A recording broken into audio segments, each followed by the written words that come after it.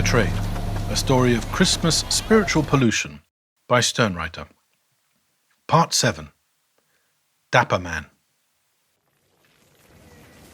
Hazy in Beijing's dust-filled winter air, the bus's outline gradually appeared and then loomed above the flow of cyclists filing along the straight road.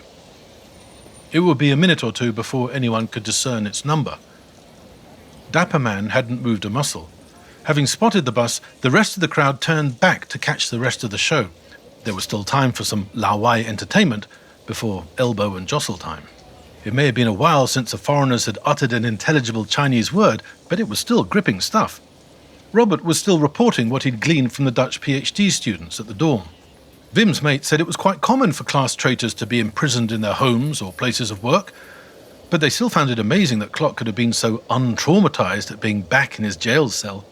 Maybe, said Calum, maybe when a whole country of 1 billion people goes that crazy for that long, it's not such a big deal for any individual. As these words came from his mouth, Calum could feel them turning to ice and falling at his feet. Robert discreetly ignored them. Both teenagers felt out of their depth, unqualified to even speculate on such matters. Calum imagined telling this story to his friends back in Kirkcaldy and wondered how it would sound. At least Klock was in Beijing, where his family's from, Robert eventually continued. Millions of people with the wrong class background were exiled to dirt-poor villages thousands of miles from home. Xiaxiang, they called it, being sent down to the countryside. At this familiar Chinese word, some of the crowd looked at each other. The Dapper Man stretched his shoulders and shivered. Maybe it was the cold. The bus number was almost visible now. Some of the crowd were getting jittery, but Dapper Man resumed his previous stance, observant but still unobserved by Calum and Robert. Their audience having now reformed as a rugby scrum around the bus stop, Robert peered over the backs of their heads at the approaching bus. "Nah, not this one," Robert said. The bus doors hissed open, revealing an apparently jam-packed bus. Elbows jostled, and the miracle of passenger osmosis repeated itself. A few of the crowd, having seen it wasn't their bus either, instead jostled for front-row positions in the free bus stop Laowai show. Dapper Man had remained motionless throughout, not even looking at the bus number. Calum and Robert noticed him for the first time, before resuming their conversation. Robert began relating what Wim's mate, the one doing a PhD on Chinese translations of English literature, had told him about his new academic supervisor. "Apparently, there are loads of veteran academics coming back now," he said. "Wim taught me the characters. They call it Pingfan." With this, Robert sketched the characters on the palm of his hand, a reflex they'd picked up from Chinese people, used when explaining which characters they mean.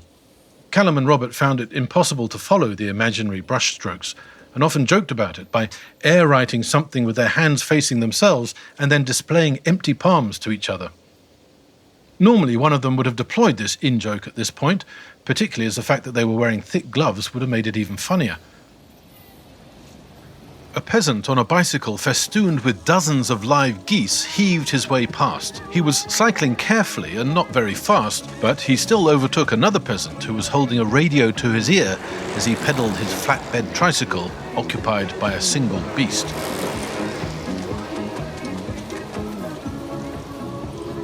The radio, inevitably, was playing One-Way Ticket. His passenger was an enormous sow, hog-tied, and contained in a kind of carrying cage fashioned from strips of bamboo. Normally, this would have engaged Calum and Robert's full attention, but neither of them even noticed this passing traffic. As the honking and One-Way Ticket faded away, they resumed their conversation.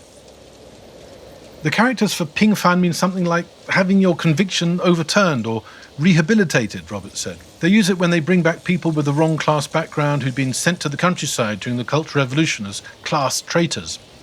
资本主义糟糕. Now it was Calum's turn to recall one of the communist propaganda phrases they'd been taught the previous year. Capitalist running dogs. At this Chinese phrase, a ripple ran through their bus stop audience.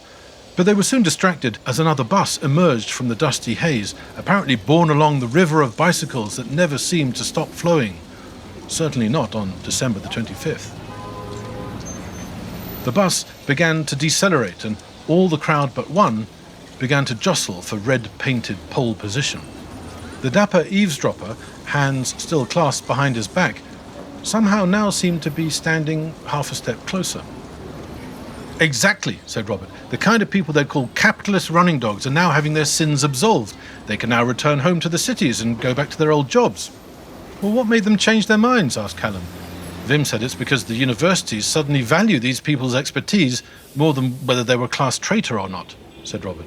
"They've only just reintroduced university entrance exams. Until a couple of years ago, all they cared about was how extreme a Red Guard nutter you were.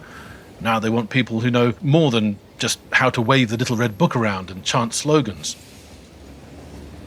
Dapper Man seemed about to say something when Robert said, "Hang on, that's the number 388. We can take this one." Calum and Robert continued their conversation as they joined their former audience in the waiting scrum.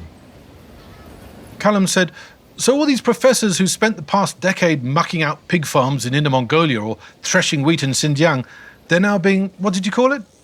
Ping-fund? Rehabilitated," said Robert. "Vim's mate, the one studying Chinese translations of Jane Austen, he's just been assigned this new supervisor who's just been ping-fund. Apparently he's this incredible scholar who was educated in English at some Jesuit college in Shanghai in the 1930s. He was doing some postdoc in Oxford when the communists took over, and after liberation he came back to help rebuild the motherland." The bus was only a few seconds from stopping now, and the jostling had intensified. "He was head of our uni's English department," said Robert, "but got sent to Tibet in 1967 because his uncle had a servant or something. Apparently he's astonishingly smart and well-read and talks like Mr. Darcy." Calum nudged Robert with his elbow. The two teenage students braced themselves by the red pole, knees bent, elbows akimbo, like speed skaters at the starting line. It had the desired effect of parting the crowd, astonished that the monkeys were finally performing. As the doors hissed and the crowd began to envelop them, the Dapper Man addressed Calum and Robert in flawless English. "I beg your pardon, gentlemen. May I inquire if, by any chance, you might be British? An Englishman and a Scotsman, perchance?" As the crowd closed around them, propelling them onto the bus, the Englishman and the Scotsman could only snap their heads back, nodding yes, open-mouthed. Now they were the astonished ones. Before the doors closed on them, they thought they heard the Dapper Man say, almost to himself, "Ah, yes, I thought as much. Your accents betrayed you."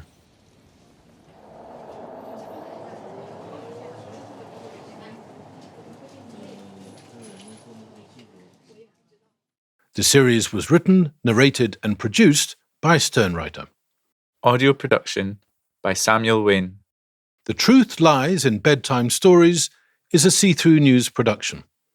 See-Through News is a not-for-profit social media network with the goal of speeding up carbon drawdown by helping the inactive become active.